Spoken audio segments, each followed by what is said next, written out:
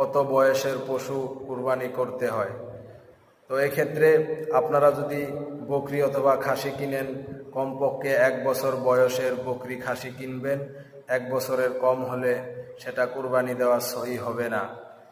হ্যাঁ, যদি বকরি অথবা খাসি 8 মাস 9 মাসের বকরি খাসি 1 বছরের মতো দেখা যায় নাদুস নদুস চেহারা হয়, দিতে পারেন, তবে 1 বছরকার বকরি ও খাসি কুরবানি করা উত্তম।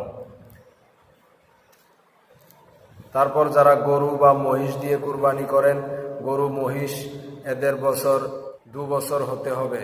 গরু মহিষ 2 বছর হতে হবে, উট হলে 5 বছর হতে হবে।